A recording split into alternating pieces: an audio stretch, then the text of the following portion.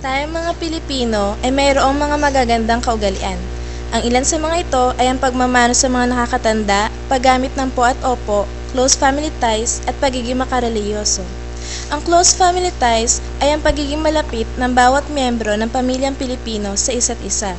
Subalit, kapag ang mga magulang ay naging sobrang strikto sa kanilang mga anak, ito ay nagiging sanhi o dahilan ng pagre-rebelde ng mga anak. Sa mga pagkakataong ito, ang pananalig sa may kapal ang nagiging sandigan at nagbibigay lakas sa pamilyang Pilipino upang lalo pang maging matatag ang kanilang pamilya. At ngayon ay kinalulugod naming ihandog sa inyo ang isang maiksing dula kung paano nalampasan ng isang pamilya ang mga dagok sa kanilang buhay sa pamamagitan ng pagdarasal at pananalig sa Diyos. Uy, nadulapin, no? Ay, saka na mo!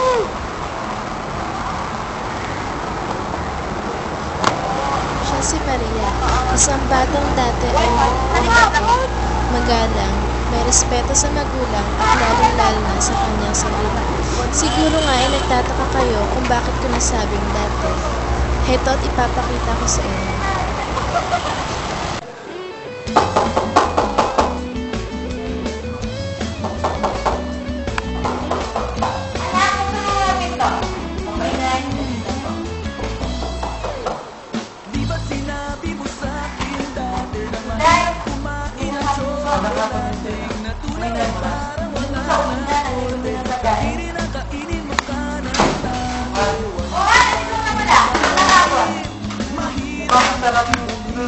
Oo nga, tama-tama ang natin mo. Kain na tayo. Teka, sigurahan mo kayo.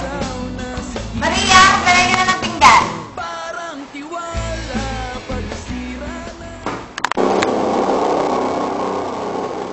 Anak, halika na, kakain na tayo. Tama na yung pagpo-computer dyan. Sandali na po, inay, tatapusin ko lang yung pag-download ko dito. Anak, huwag matigas ang ulo. Tayo isang pamilya. Dapat tayong sabay-sabay kumain. Sige na nga po. Sarap talaga na nanuto mo na, napadami ko din yung kain ko. Ang sarap. Oo naman, ako pa yata. Nay, dahil ako na lang po yung maliligpit ng pinakainan. Ba, ang bait-bait naman talaga ng anak ko. Mana-mana ka talaga sa akin. Hindi yata. Sa akin yata siya nagmana. Di ba, anak? Ang tatay talaga. Oo na, mana na ako sa inyong dalawa. Ay, nakakapagod ng trabaho. Magpahinga ka na ka. Tulog na tayo. Ay, inay, tay. Anak, matipili ka na ba? Opo, tapos na po. Sige, mag-good-night na tayo. Mag-night na, matutulog ka na. Kasi ihahatid na kita sa kwarto na. Ayoko po, gusto ko po, tabi tayo ni Itay. Anak, malaki ka na. Kailangan mo na matulog naman. Ayoko po, sige na naman. Anay, Tay, please. O siya, sige, hindi ko talaga matiis ko paglalambing na mahal. Sige. Dito ka na sa gitna. Pero bago tayo matulog na, hindi tayo matalo. Anak, hindi pwede. Father, and of the Son, and of the Holy Spirit. Amen. Angel of God, my guardian angel, in whom His love and mercy me, ever this day be at my side, life and life, the Lord and God. Amen. Father, the Son, the Holy Spirit. Amen. Anak, pakipatalan mo na yung ilaw kasi matulog na tayo. Opo, Inay.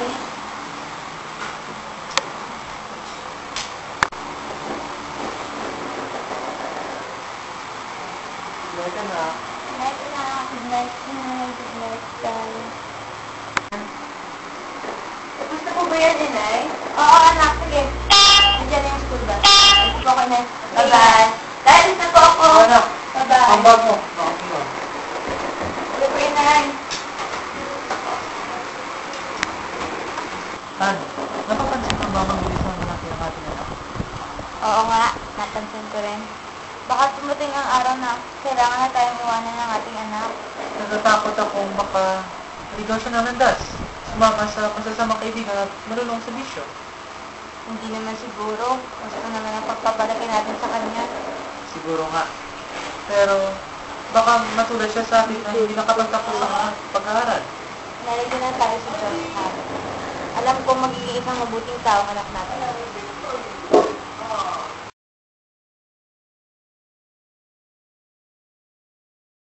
Okay, guys. Takot na tayo.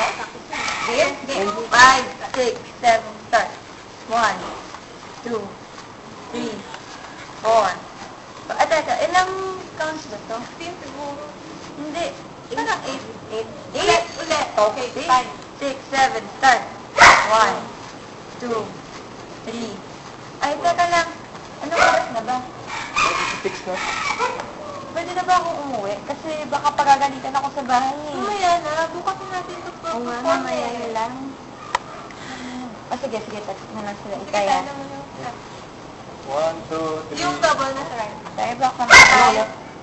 Yung double na muna sa right. One, Okay. Yes. Yung double na sa right. Game. Paano na sa right? Okay. Yung to the right. Yung double sa right. 1, 2, 3, go. 1, 2, guys. Ayun, let's go. Baka kasi paragalitan na ako. Ayun na? Sige, wala ka na lang. Dito kami sa po. Bahala ka na tomorrow, ha? Bye-bye. Bye.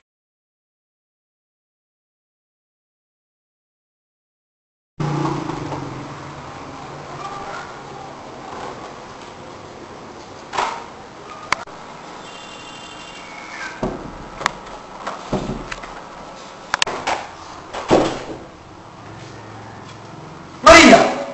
Bakit ngayon ka lang? Magandang gabi po, Itay. Alas 11 na! Yan ba umuwi ng isang matinong babae? Nag-text naman po kasi ako sa inyo eh. Sabi ko, gagabihan ako kasi may practice kami ng PE. Practice! Ang sabihin mo, naglalakad, tsaka... Hindi po, Itay. Nagkakamali po kayo. Yan! Yan ang natutunan mo sa pagsama-sama mo sa matitino mong kaibigan. Ang sumagot-sagot sa magulang. Bakit pati yung mga kaibigan ko dinadamay mo? Maria! Sa akin hindi naman biglalit, di ba, Itay? Huwag mo ako magtataas ka ng boses. Hindi naman po ako sumasagot sa inyo. Pinaliliwanag ko lang yung side ko. Sana pakinggan niyo naman ako. Maria!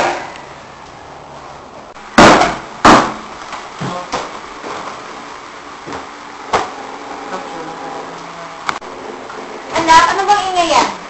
Bakit ka nagiging bakit? Pusi ito eh. Pinabibintangan niya ako. Yung sabihin niya, naglalakwa siya ng ako. Samantalang hindi naman niya totoo. Anak, ginagawa lang yun ng tatay mo dahil mahal ka niya. Intindihin mo naman sana. Intindihin ay?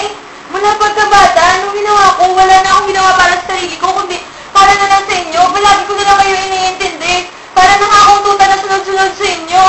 Inay, tao ako, hindi ako hayop. Hindi na tao yan, anak. Bakit ba ako sinisigawan? At saka, kung basta ka, hindi mo na kami ikinalang ng tatay mo, ha? Nagiging kuwain ka na. Kasi ikaw rin ba, Inay? Maria, hindi yan ang tinuro namin sa'yo. Bakit ba yan? Pinanggagalitan mo ba ako? Alis na nga ako! Maria, ayoko na!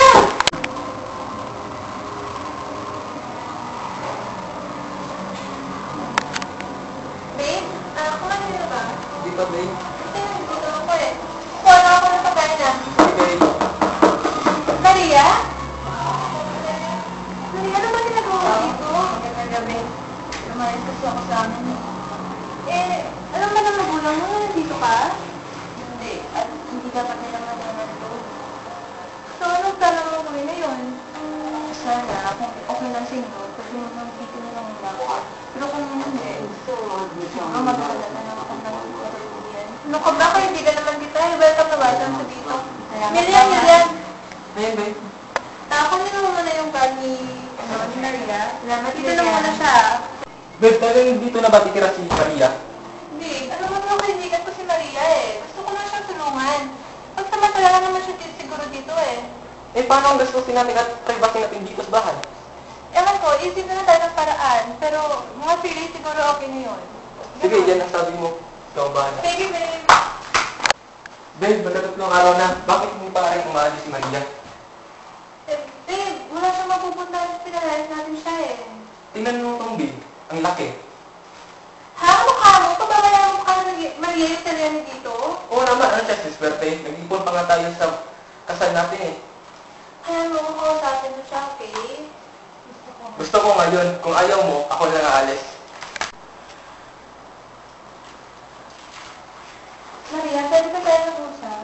Oo naman, dito ka. Umupo ka dito. Maria, ayoko nga babayaran ko, pero sorry talaga yung biro, pinapabigay ni Lilian. Ang laki naman ito. Paano ko ito mababayaran? Wala naman akong trabaho pa. Alam niyo, di ba?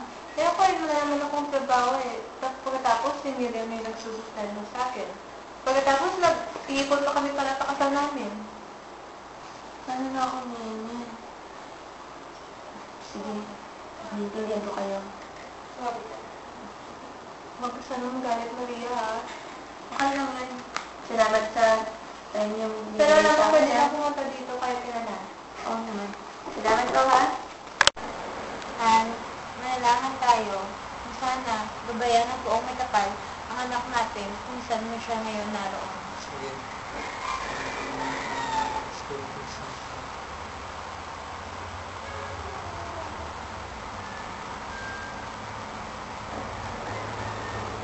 Panginoon, gabayan niyo po sana ang aming anak. Palayo niyo siya sa peligro. Bigyan niyo siya ng lakas ng loob. Matagtag ng gandang.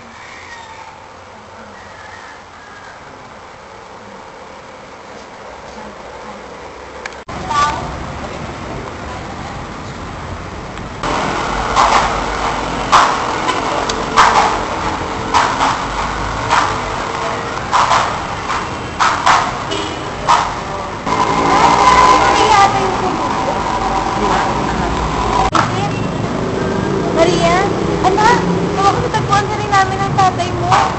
Patawarin mo ako sa lahat ng masasakit na salita na sinabi ko sa iyo. Hindi po, inay. Dahil, ako po ang nagkamali. At makikip po ako. Hindi ko inisip. Ang ginawa niyo ay para rin pala sa akin. Patawarin mo sana po ako. Pwede po ba akong bumalik ulit sa bahay? Oo naman, anak. Halika na at magsimbahan muna tayo at salamat sa Diyos.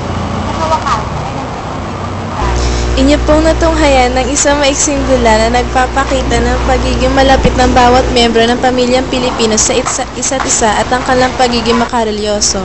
Sana'y maging leksyon ito hindi lamang sa mga estudyante at guro kundi pati na rin sa mga magulang at anak. Sa mga magulang, dapat nilang gabayan ang kanilang mga anak, ngunit hindi dapat umabot sa punto na kinakailangan na nilang kontrolin ang buhay at pag-iisip ng kanilang mga anak. At sa atin naman na bilang mga anak, dapat nating respetuhin at intindihin ang ating mga magulang sapagkat ang lahat ng kanilang mga ginagawa ay para lamang sa ating kabubuti.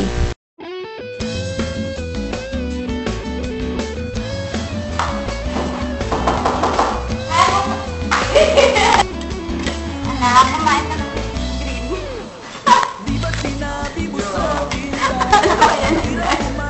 Oo, ayun naman yung green.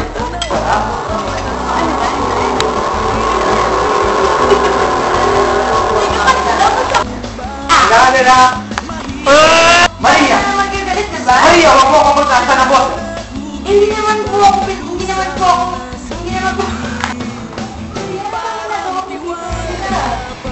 naman po.